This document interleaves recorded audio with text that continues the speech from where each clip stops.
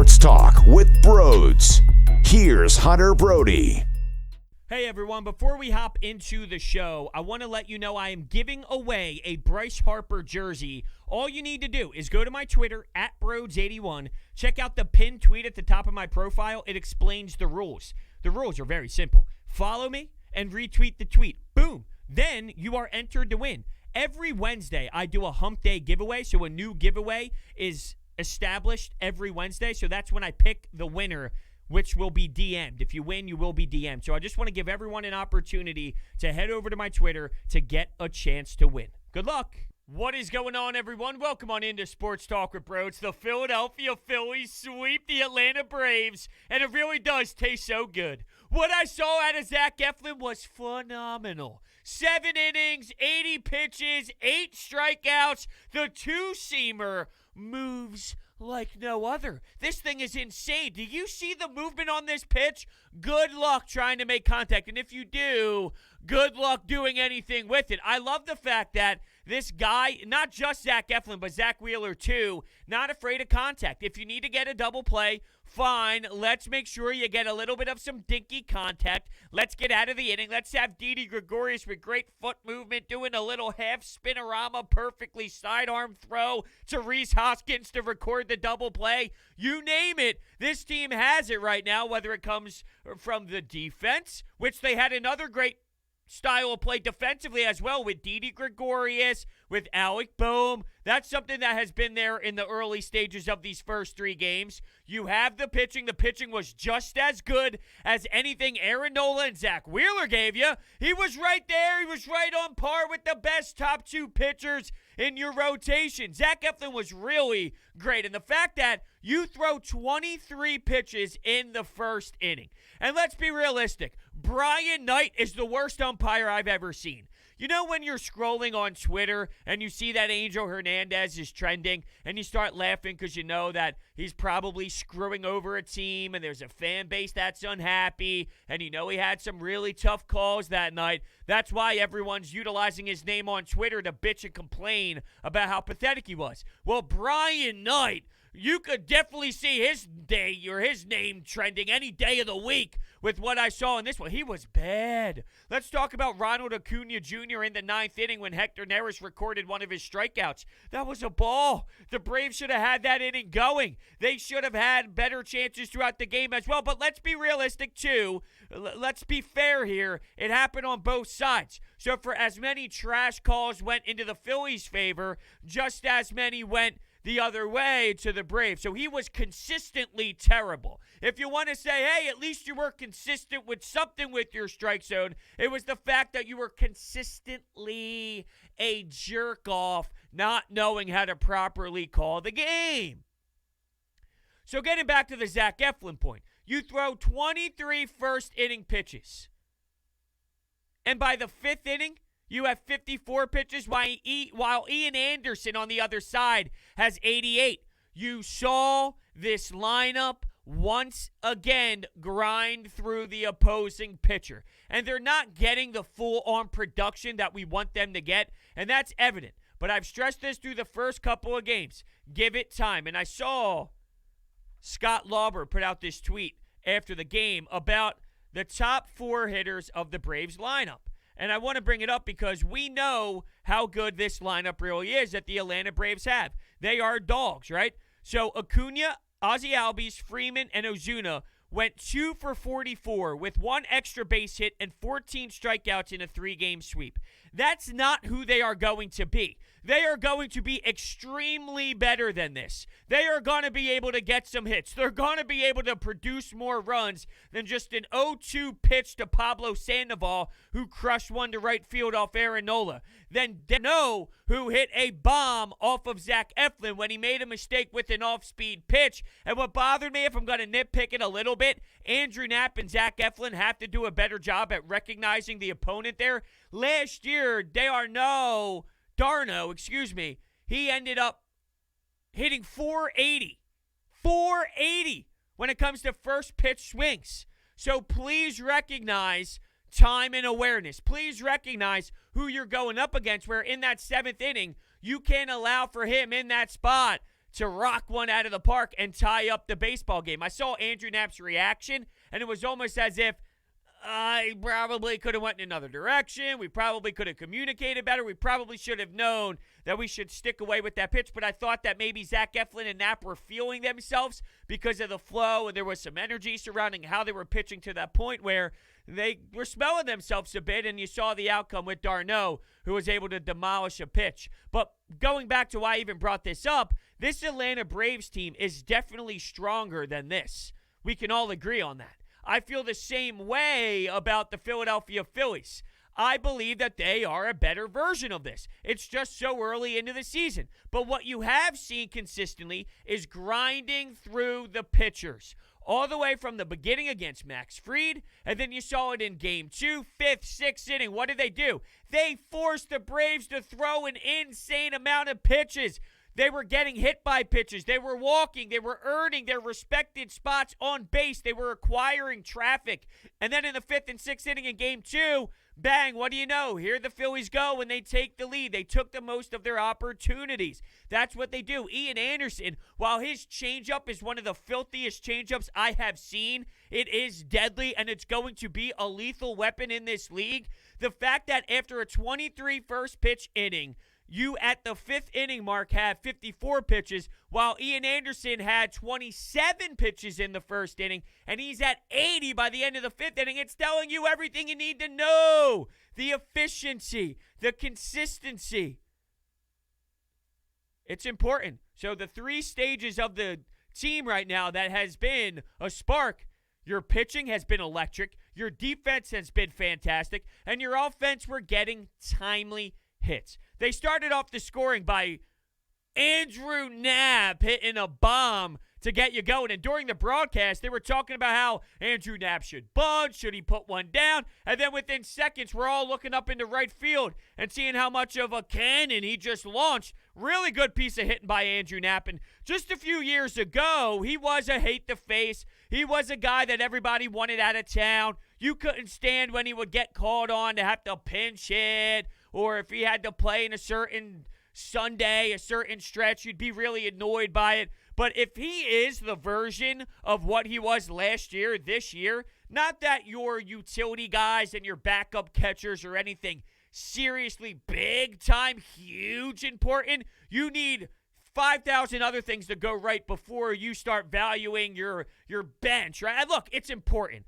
I'm not trying to say that you don't need role players. Of course you need utility guys, whether it's Matt Joyce, Bamboo Brad. You do need help with the backup catcher. It is a role, but your lineup 1 through 8 is more important. Your pitcher's more important. Your bullpen's more important. There's so many more that get valued first, and when you prioritize things that might be in the back half, Andrew Knapp, though, if you get the consistency of what you had last year, this year, it really is a threat.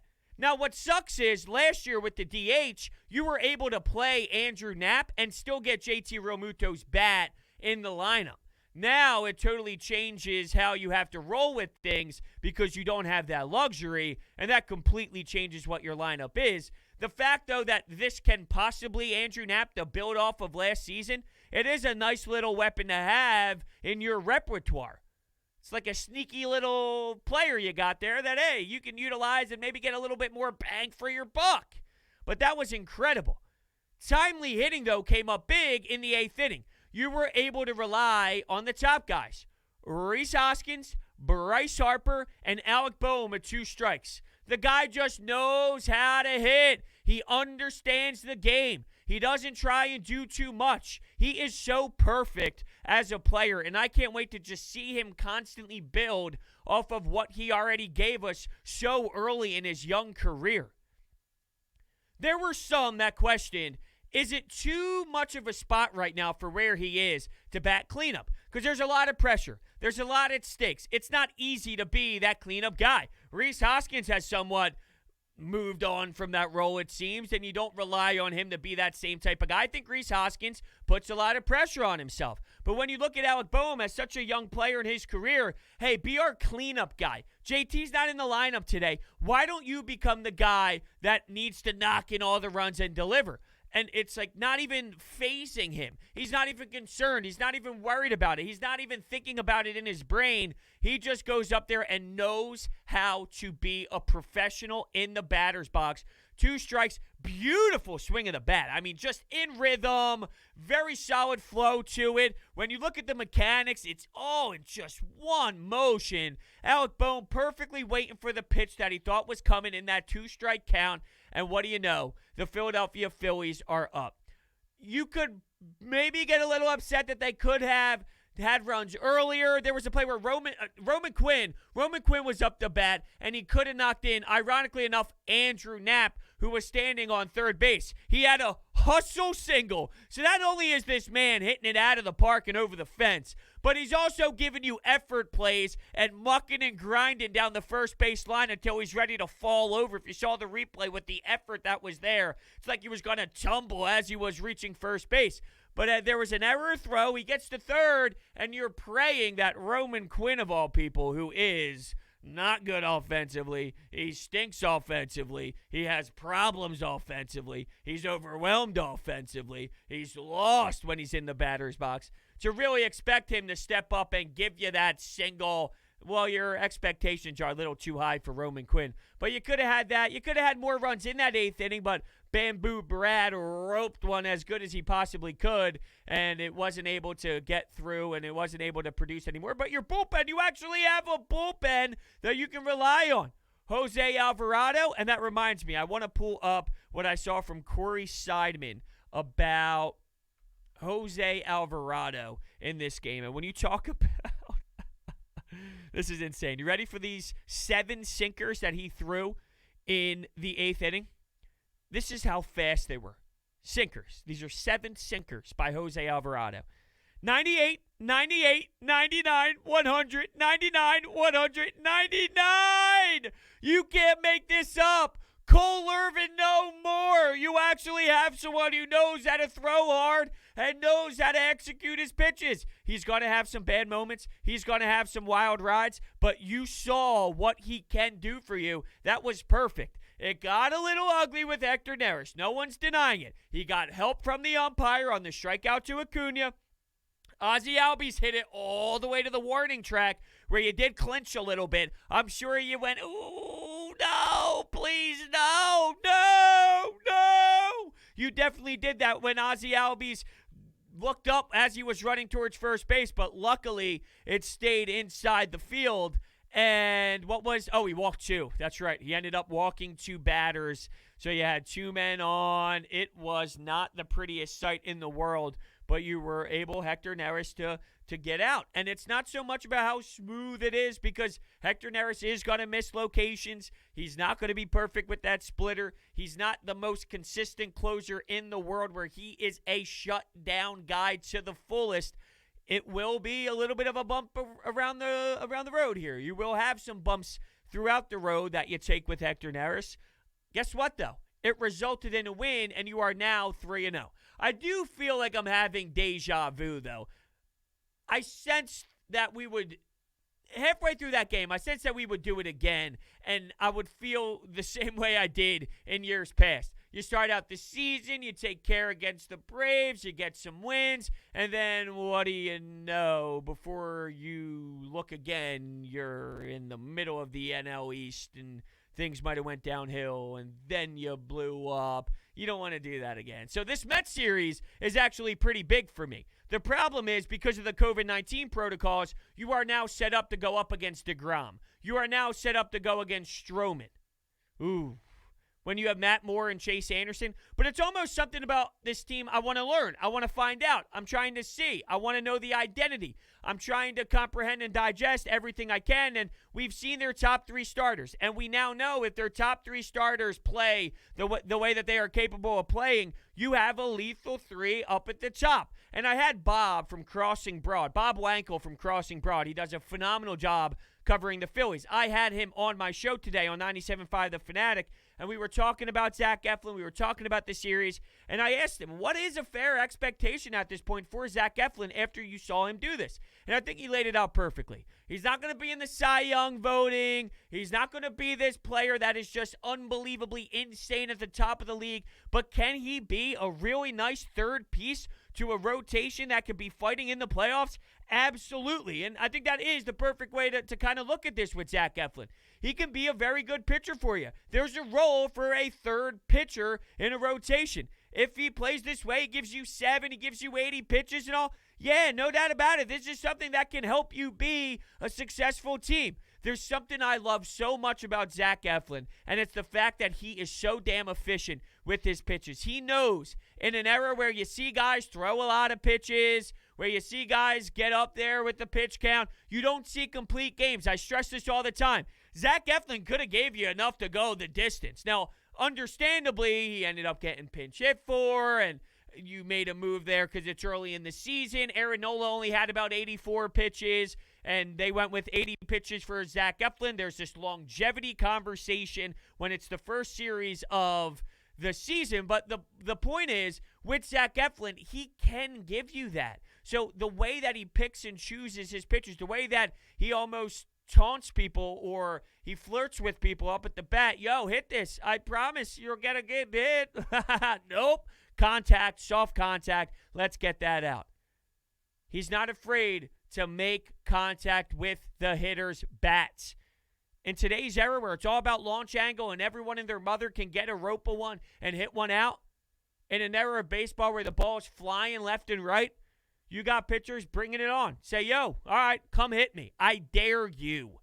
I dare you to hit my pitch. And then you see the movement on the two-seamer.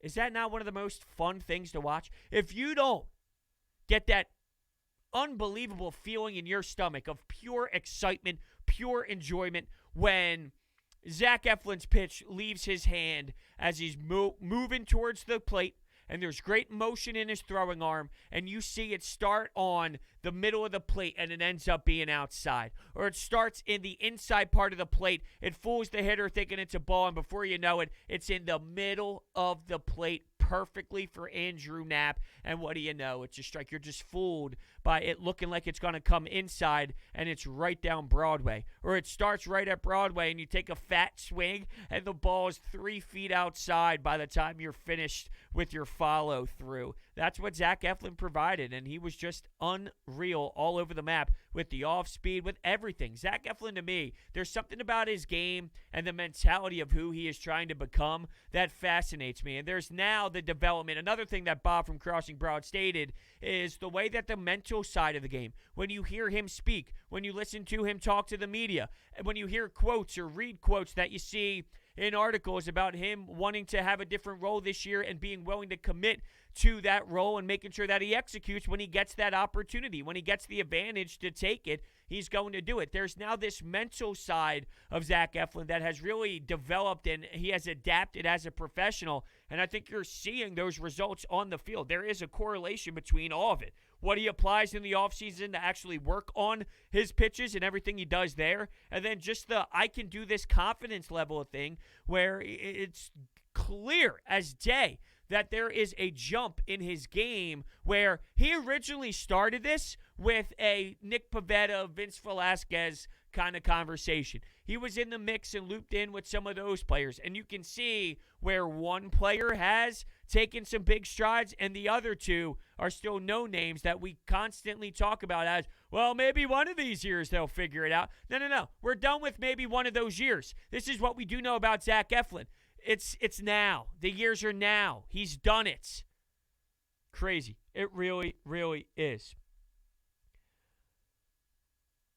The Joe Girardi conversation, and I want to bring this up because of the 84 pitches that happened with Aaron Nola. Before my show on 97.5, Rob Motti was hosting. Pat Egan was the producer. And he was really upset with Joe Girardi and very underwhelmed with him last year. And I think it's fine to be underwhelmed with Joe Girardi last season. It was not one of his best by any means, but I also didn't think the fix was available. It's not as if the problem that could have been fixed was sitting on your bench and Joe Girardi just elected never to use it. He ran out of options. There was nothing he could do. You have the second worst bullpen in the history of Major League Baseball. You got to say, the manager can only do so much. There's a cap that a manager brings to a baseball team, and once you hit your cap, it doesn't matter. If you don't have the right pieces, you are flat out screwed, and Joe Girardi was screwed. He couldn't really make any decision, right? Because if you picked on Heath Hembree, David Hale, Adam Morgan, Tommy Hunter, Hector Neris, it didn't matter. Whatever guy you called on, it was a disaster. But Pat Egan was really upset with the fact that Joe Girardi took out Aaron Nola at 84 pitches because he was going up against the top of the lineup again. This was in game 1 of the series, and he thought that he wasted Archie Bradley for bringing him in that 7th inning after Aaron Nola let one up, because it sends a bad message that you don't believe in your number one pitcher. You don't believe in your, quote, ace. So you're going to have to go to your bullpen. It's just a bad look for confidence. And I couldn't disagree with him more. Now, you're entitled to your own opinion. I'm just saying that I flat out disagree with what he was saying.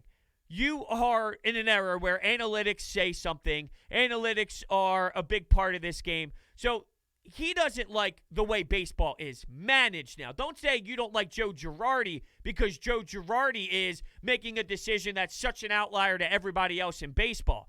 Going to your bullpen after your starter just gave up a big home run to tie the baseball game on an 0-2 pitch to Pablo Sandoval, and you're now going to the top of the lineup against Acuna, against Ozzie Albies, against Freddie Freeman, against Ozuna, those type of players, you're going to go to your bullpen because the numbers will tell you that there's a good chance that maybe the hitters have figured something out, where they're seeing tendencies in Aaron Nola, where they'll be more willing to challenge him. And here's another problem that I have with the hatred towards that decision. It worked! You got out of it. Your bullpen actually makes sense. If your bullpen can finish the job off and they can step in with these nice rolls, then it doesn't matter. Who cares who gets out who? I don't care if it's Archie Bradley, Seranthony Dominguez, Adam Morgan, Pat Neshek, Hector Neris, Jose Alvarado. It doesn't matter a damn lick to me who gets out who. What decision Joe Girardi makes, as long as it works out. If it doesn't work out, then fine. You can question if going to the bullpen was the right decision. But if it flat out works, why are you bitching and complaining? It's the first weekend of the year, too. It's the first start of the season. Are you new to baseball? This is how it always works. But I did hear that debate throughout the weekend, and I did see people upset with, well, why aren't you letting Eflin go? Why aren't you letting Aaron Nola go? Why are you making those type of decisions with your pitchers?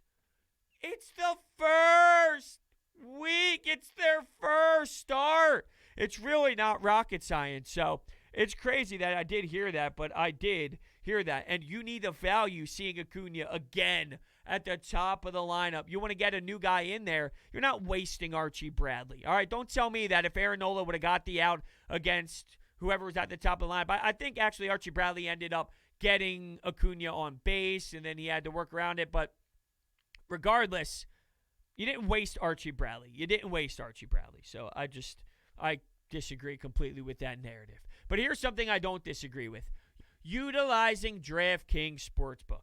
It's everyone's favorite tournament of the year. The golfers are in Augusta, Georgia to compete for the coveted jacket. And DraftKings, America's top-rated sportsbook app, is putting you in the center of the action by giving you a shot to land in the green. This week, DraftKings is giving you 100-1 odds on the golfer of your choosing to finish in the top 10. If you haven't tried DraftKings, this is the time. Turning $1 into $100 is simple. Pick any golfer from this weekend's tournament, and if they finish in the top 10, you cash $100. Download the top-rated DraftKings Sportsbook app now and use promo code Brodes when you sign up to turn $1 into $100 if the golfer of your choosing finishes in the top 10 of this weekend's tournament. That's code BRODES to turn $1 into $100 for a limited time only at DraftKings Sportsbook. Must be 21 or older, Pennsylvania only. New customers only. Restrictions apply. In partnership with Meadows Racetrack and Casino. See DraftKings.com/sportsbook for details. Gambling problem? Call 1-800-GAMBLER. All right, why don't we get to the Anytime Hotline to hear the reactions after this magnificent start to the season. I think that is such a great way to describe it. It was magnificent. Here we go. They made a statement. They came out here and they swept the Braves, the favorites in the NL East. You can't tell me that they did not make a statement. Even though it's only 3 games out of 162, that still makes a big statement, and it's big for the clubhouse, too. Alec Bohm continues to be insanely clutch. That man's got that Mamba mentality or whatever, wrong sport, but you get what I'm saying. I was a little bit concerned that Hector almost flew that. Not sure what he was doing with the walks at the end.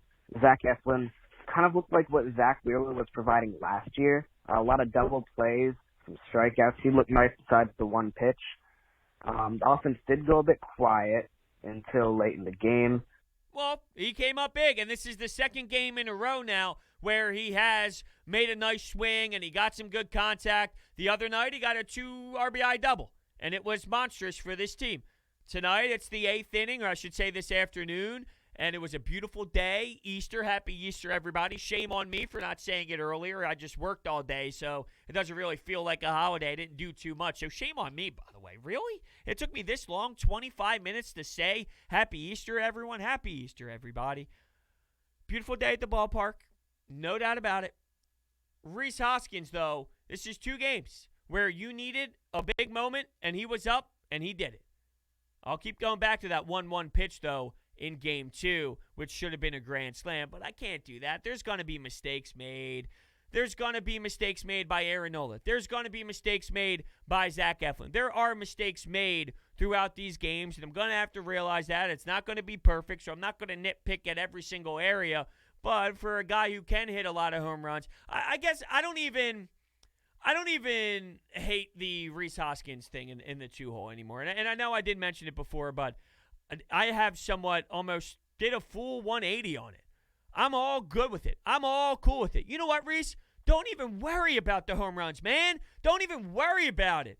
I'll take the OBP. I'll take the walks. If I think the identity of this team, and I truly do think it's going to be the way they grind out pitchers and truly force you to get uncomfortable with your pitch count, where you have to start going to your bullpen earlier than you would like to. If that's going to be their MO, and I really am convinced that it is, then Rhys Hoskins in the 2-hole is fine. Because if there is something that he does consistently, if he's not hitting home runs, and if he's struggling at the dish when it comes to actually getting hits, and maybe he's not seeing the ball very well, and he's letting some meatballs go down the pipe, and he's swinging through pitches, even when he does have that bad spot to his game, you know what he is doing? He's working the count, and he's making sure that it's a deep count. And even when not just Rhys, but everybody involved on this team for these first 3 games, if they got down in a count and it's 0-2, they'll make it 2-2. They'll make it a full count. So even if they don't get a hit, and even if they don't necessarily put one in play,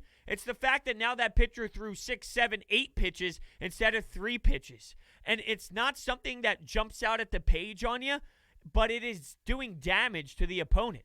So Rhys in the 2 spot being that man, I'm almost... Because I think of this lineup differently now, I'm almost in for that. I almost support it way more. I almost really believe in it as Rhys is in the 2 spot, which is crazy because for the last 3-4 months waiting for the season to begin, I was out. But now I think of this team a little bit differently, which changes where I stand with Rhys. It was absolutely awesome to see the Phillies sweep the Braves this weekend. Absolutely great. But I just want to say, let's pump the brakes a little bit before we get our expectations sky high, because this exact thing happened 2 years ago. We swept the Braves at the beginning of the season, and everyone had these sky high expectations. I should know. I was at one of those games, and it felt like everyone was like, oh, we're going to the World Series, we're going to the World Series, we're going to win it all. Let's pump the brakes a little bit. It's a long season.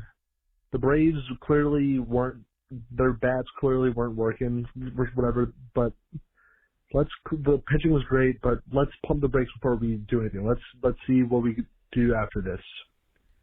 And that's fine. I think you got to find the good mix of enjoying the moment, being excited. It's a good start to the season, and keeping your expectations realistic. They are kind of set up for a little bit of an ugly spot when it comes to the Mets series. So even if they go worst case scenario, let's say they go 1-2 and they're 4-2 after the first two series against the Braves and the Mets, I'm very happy with that. And I'm not going to sit here and say I'd be excited about that because of the 3-game series against the Braves, but you kind of have to understand the expectations when you have Matt Moore and Chase Anderson going up against their two studs. If this team's MO, though, like something I'm really looking forward to seeing is, are they going to grind out DeGrom? Are they going to be able to do that? Are they going to be able to wear him down?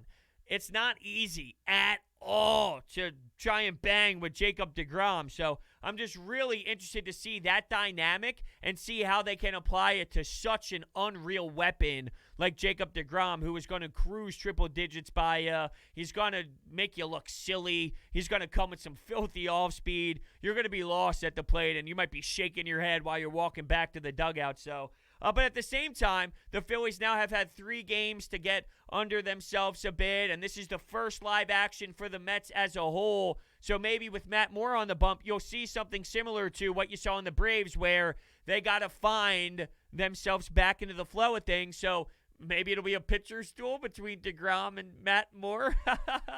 Oh, so funny. And it's interesting, though, that the caller brings up the World Series thing. The Sixers got absolutely annihilated tonight to the point where it was unwatchable, just crushed by a Memphis Grizzlies team. So I tweeted this out. I'd care more about the Sixers loss if I wasn't convinced the Phillies are winning the World Series. Just having some fun with it. But it is great to start out this way, especially because of this right here. The Dave Dombrowski professional president of baseball operations effect. The Sixers, we feel great about them because of Daryl Morey. Why does everyone want the Eagles to change their front office? Well, because it would change their identity. It would change the message. It would change who they are, and it would be fresh. That's why you want Howie Roseman gone. That's why you want the Eagles front office to change. That's why you wanted it to change last year with the Sixers.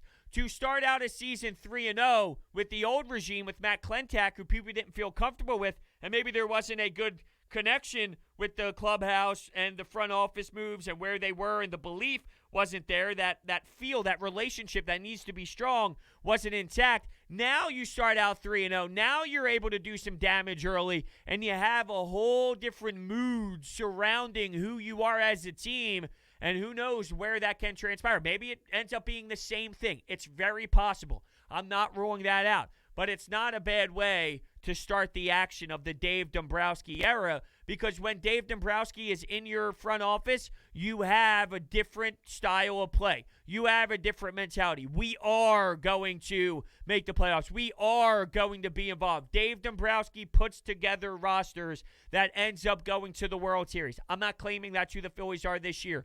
I'm saying, though, that his presence is definitely a mentality switch for the players on the field, knowing that Dave Dombrowski's track record is a ton of success and knowing how to build, and it normally translates to postseason play where you're winning a lot of baseball games. So I think starting out with that and starting with a 3-0 record is a difference from doing the same thing a few years ago against the same Braves team.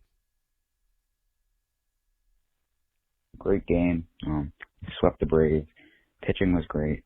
Zach Eflin played great. But our offense, bro, we still leave like 20 people on base at once. I feel like it's going to be an issue in upcoming games. I don't know. We'll see. But great game. Yeah, nice, quick, and to the point. I'm just not worried about the offense yet. I think it's fine to put it on your radar. It's there that this team isn't really just diving deep into it. But one, I think they'll get better. And two, what if they are a team where they might not just cruise through opponents' pitching? And we can't use next game as an example because nobody is able to just click on all cylinders against Jacob DeGrom. So you got to be aware that it's possibly incoming, that there might be a little bit of sloppiness at the dish, and you're going to have to tip your cap to the Cy Young type of pitcher on the other side. And he might be like literally one of the greatest pitchers ever in the history of the entire game. So just put that on notice. But maybe this team, if they aren't going to be a squad that is going to constantly put up double-digit hits and give you 6, 7 runs, if it's not going to be that style, maybe they're just the team that gets it when they need it. And I don't give a damn which team you are, because if you get it when you need it, you're still winning baseball games. So maybe they are a team that grinds you down, they'll wear you down, they'll force you to throw pitches, foul tipping, getting some base runners, getting a lot of traffic, and then in the 8th, they get it. They might not get it until the 8th, but in the 8th, they get it. Look, they've lost the lead in 2 of these games. Up early, tie game late. And what did they do both times? They responded. They answered the bell. Maybe they're just a team where on any given night, whatever it's going to take, they just find that counter punch. They seriously know what the perfect counter is, and they close their eyes. Boom, before you know it, the Philadelphia Phillies took charge, they took the lead, and they got the outcome they were looking for. It's very possible, because there are some teams where you watch, and on any given night, no matter what they need, if it's going to take you 5 homers, it'll take you 5 homers. If it's going to take you elite defense, it'll be your elite defense. If you need the starting pitching, it'll be your starting pitching. If you need to rely on the bullpen, it'll be the bullpen that night. Maybe it's one of those teams where whatever you're asking for that night, not every single night, but 95% of the time, majority of the time, it'll be that, and that results in all these wins early on. It is possible that is how it goes. Sign me up. Sign me up. I was going to make a point about, where was I going there? I think I had an awesome point in my brain, and then it flat out left my mind. And I'm very sad about it. And I wish it would come back. And while I listen to this next call, there's going to be a little bit of me that is thinking about what it was that I was trying to put out there. And this is just crushing. All right, here we go. Take out the broom and sweep, sweep, sweep. Again, good job by the boys today. Alec Bohm, nice to see a hitter with 2 strikes actually trying to hit a line drive as opposed to muscling up and killing something. Roman Quinn. Again, big win for the Phillies. Glad to get that sweep. Now looking ahead, I'm not one who likes to make predictions on games, but the Jacob deGrom, Matt Moore pitching matchup tomorrow night doesn't exactly inspire confidence in me. But win or lose, I'm anxious to see Moore pitch. I think the 4 and 5 starters are the thing with this team that scare me the most. So if nothing else, I just like to see them at least keep the team in it. I don't expect much off deGrom offensively, but you got to at least try to keep your team in the ballgame. Yeah, and that is a fair assessment on it. Just keep you involved. But here's my thing. You say you don't feel great about your 4 and 5, and I'm not saying you should feel fantastic about your 4 and 5. And then I'll say this. What team does? What team has 5 elite pitchers? What team has a 4 and 5 that is so dynamic that you feel like you're going to get that advantage every single time and you are so smooth? And there are some teams out there that do have a deeper pitching staff than the Phillies, but majority of these teams, when you get to your 4 and 5, it's about holding you in, giving you over 5 innings, and then allowing your bullpen to step up and be where you get those, maybe those long relievers. They get some run and they get some play, and you can go heavy on them and you'll utilize your bullpen. That's the nature of a 4 and 5. Keep you involved, keep you in the game, don't get murdered, don't get obliterated, just get into a nice little groove, keep it close, make it a 1-2 run game. Just keep your squad in touch with the outcome. Let them feel it. Let them see it. Let them know that it is a game that we are going to keep ourselves engaged and able to snag a victory at all costs. All of these teams, for the most part, have the same issues with their 4 and 5. You can't really rely on them. You're just asking for maybe 5+ innings or so, and then you can pick up the phone and call up the bullpen. So we'll see what ends up happening with Matt Moore. You can get a nice lefty on the bump, and he has had success in Japan. Is that going to translate? You have a nice lineup with this New York Mets team now, and you have Francisco Lindor, and you just have a whole new image of this Mets team. I want to see what they're all about. I want to see how the Phillies respond to it. I'm really looking forward to this Phillies-Mets matchup. That is one where there's something about seeing those two colors, those two uniforms out there on the field. You talk about rivalries, and you see the Celtics and the Sixers, and you see the Cowboys and the Eagles. There's something about the Mets and that stupid orange and blue and all their fans. I got to give them credit. And maybe it's because there's a lot of Mets fans that live in the area. When they do play the Philadelphia Phillies, they come down, all right? They pack that barn, and it pisses me off inside because the Phillies faithful should never, and I mean never, allow for that to happen. But Mets fans come into Citizens Bank Park all the time, and they take over. And if that doesn't disgust you, well then shame on you. You're a part of the problem as well. It should annoy the living piss out of you that all these Mets fans, you hear their boos over Phillies boos. That's reality. And like I said, maybe it has to do with just Mets fans living in the Philadelphia area. But I need to see a better outcome here from Phillies fans just in general. You know, there is a lack of support at times with this team, but not this weekend. And I wonder if that'll translate to the Phillies fans that you hear this weekend, that there's a little buzz, there's a little energy, you're a little excited about it. Although, very dumb question. I should probably know this. But is it in New York? Because I know that they play the 2 series, so this one is in Philadelphia. Okay. And then the following one is in New York. I forgot which way it went because I didn't know that with these 2 series it was going to flip-flop at some point. Probably something I should know off the top of my head. All right, let's take one more here. Where are we? Yeah, let's take one more here. Yeah, what's going on, Brodes? Another ass clincher from the Phillies. Another great pitching performance from Zach Eflin. And just a great start to the season. 3-0 against the division champs, the Atlanta Braves. Can't wait to see the rest of the season. Go Phillies, ring that bell. Damn right, baby. Damn right, baby. Ring that bell. Yeah, I was giddy. I was giddy watching Zach Eflin. I just think he's added so much to his repertoire, and his pitches are just, they're becoming more professional. Like, you can have a pitch, and then you can transform that pitch to be even more lethal. And I think for all of it, every single pitch that he has, there's this element of taking it to the next step and really focusing and really dialing in on elevating those pitches to this next tier where, all right, it's even grosser than it was last season. And, hey, you can even rely on this pitch more than you could have in other seasons. And it's just pinpoint accuracy. And, like, I am Zach Eflin the fuck up. I really am. Giddy.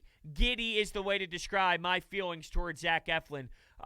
I'm just pulling for this kid more than I do for most. There's something about him, the background about him, what he has done to get to this point, him earning that spot, him knocking it out of the park, no pun intended. Damn, I can't wait for his next start. I really can't. All right, so with that being said, thank you all so much for listening. The Philadelphia Phillies are 3-0, and we'll see you next time.